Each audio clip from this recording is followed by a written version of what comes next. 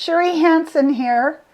I was thinking today, as I'm dealing with some of my clients and some of my friends, about the concept of our primary relationship, which is always with ourselves.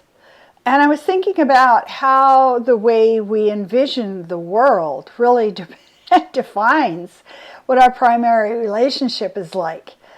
If we hold in our concept of reality that this place that we live is a competition, it's like a horse race, and only one person or one jockey can stay on life's horse with complete balance and skill. And we don't know who has won or who is doing the correct thing until the photograph comes from crossing the finish line. Well, the difficulty with that concept is, as we so well know, there's no finish line. We wake up in the morning and everything is different. We're in a different place. The way we slept determines our mood, how our body is functioning, whatever things happen to us in the morning, that phone call, or the problem that comes in, or the plumbing that isn't working. And now you suddenly have a different horse race. So if we're caught up in this idea of we have to wait until we can actually judge how well we're doing, what ends up happening is we have the part of ourselves that is the inner child, or the fragile self, or the fragmented off, hurt, injured, wounded parts of ourselves. And they're just sitting there waiting for some kind of recognition, some kind of love, some kind of acceptance.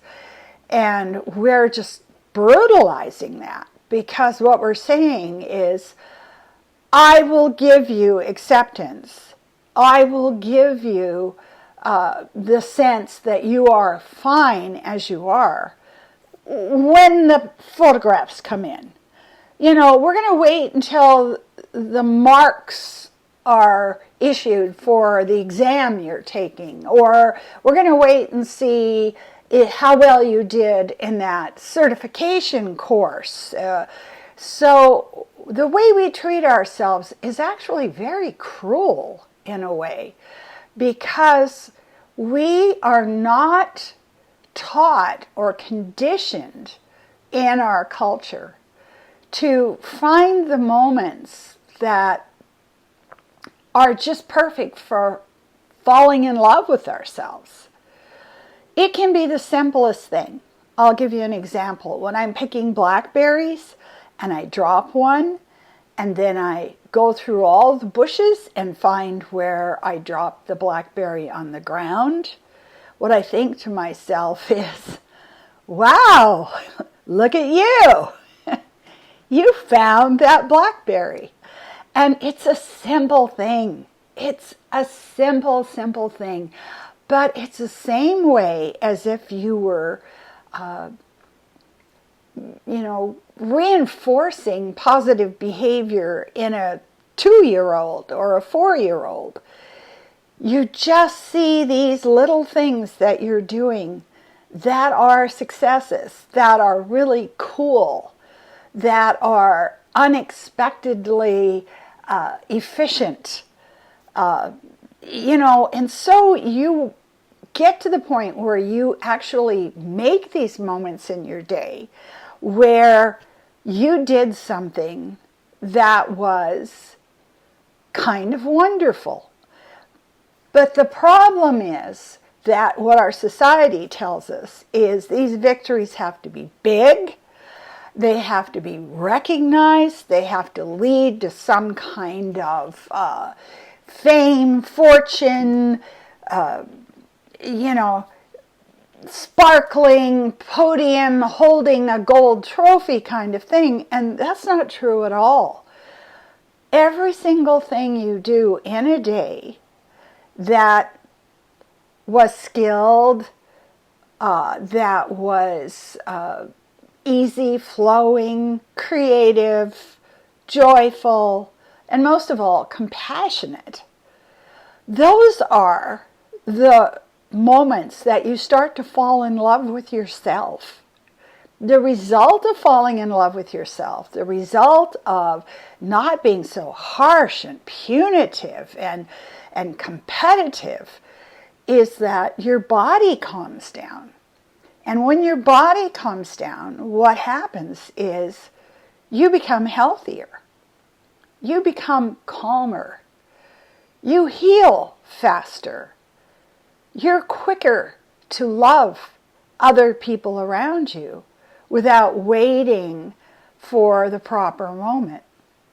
So I just wanted to reiterate today the things that I have discovered through my study, my reading, meditation, everything that I have focused on in the last 10 years is everything changes for the better when you find the way to show love to yourself as a habit. So you build that habit of watching yourself and seeing just wonderful things that you have done that nobody else is going to care that I found that blackberry in that thick tangle of bushes. But for me, it was, wow, you were paying attention. You saw where you dropped it and there was no struggle. So what can you do in your own life to calm yourself down, to make yourself feel loved by you? And that comes from the habits of observing and watching to see how amazing you are. We do it with 3-year-olds. We do it with 4-year-olds. I mean, just the beauty of them as they're learning things, and we don't come up to them and yell at them and slap them in the face because they spilled something or dropped a blackberry. So we need to start learning how to fall in love with ourselves so our body backs off and isn't in a state of fight or flight all the time because of our internal messages to ourselves. And then you get healthier. And when you get healthier, you calm down. And when you calm down, you do things that are kind of easier and more fun and more creative. Hey, and now you're falling more deeply in love with yourself. So today's thought is find a way to fall in love with who you are, whatever that is. Thank you.